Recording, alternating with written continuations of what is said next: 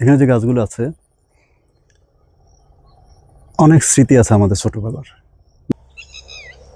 গুড়ি গুড়ি বৃষ্টি হচ্ছে, ঝিরিঝিরি বাতাস,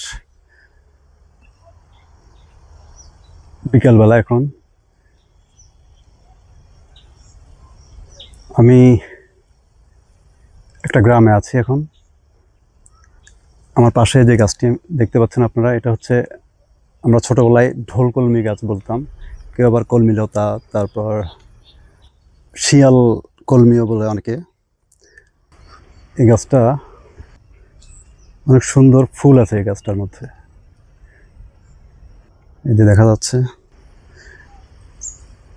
ভিতরে একদম ভিতরে একটা ছোট একটা একেবারে মাইকের মতো। ছোটবেলা আমরা কোনো কিছু ঘোষণা বা অ্যানাউন্স করার সময় যে মাইক ব্যবহার করতো দেখতাম, এখনো মসজিদে আছে ওই মাইকের মতোই। ভিতরে বাইরে পুরোটাই মাইকের মতো। অনেক সুন্দর একটা ফুল।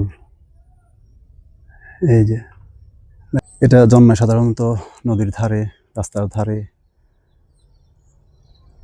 পতিত জমিতে ঝোপ আকারে জন্মায় এটা।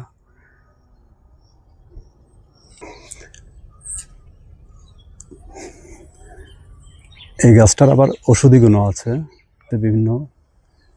যাই হোক, এটা সবচেয়ে খারাপ একটা বিষয় হচ্ছে এটার ডগা ভাঙলে যে কষ্টটা বেরোয়, এটা চোখে লাগলে বা গায়ে লাগলে এটা চুলকায়। চোখে লাগলে তো সমস্যা হয়ই। এটা গ্রামে অনেকে ক্ষেতের বেড়া বা কৃষকেরা ফসল রক্ষার জন্য জমিতে বেড়া হিসাবে ব্যবহার করে। সহজেই গাছটা মাটিতে পুঁতে দিলে হয়ে যায়, শিকড় গজায়, বেড়ার মতো কাজ করে। দুই পাশ থেকে বেঁধে দিত, আমরা দেখতাম সুন্দর একটা বেড়া হতো। বেড়ার কাজের জন্য একেবারে কৃষকদের জন্য সহজলভ্য এটা। বেড়া হয় এবং শুকালে ভালো লাকড়ি হয়, জ্বালানি কাঠি হয়। এটাতে আমরা ছোটবেলা একটা পোকা দেখতাম, মানে এক ধরনের মানে কিছু পোকা ছিল, ছোট ছোট লোমশ পোকা, এখনো আছে গাছে। এক ধরনের মানে অনেক ভয়ঙ্কর লোমওয়ালা পোকা থাকতো। তো আমরা ভয় পেতাম, আমরা শুনতাম বা বড়রা বলতো যে এখানে যে পোকাটা আছে পাতা খায়, এখানে থাকে এবং পাতা খায়, এই গাছের ঢোলকলমি গাছের পাতা খায় এবং এখানে বংশ বিস্তারও করে। একেবারে মানে দেখতে খুব ভয়ঙ্কর, মানে বড় বড় লোম আছে, মানে বড় বড় পশম আছে চুলের মতো। তো এটা নাকি গায়ে লাগলে মানুষ মারা যায় সাথে সাথে।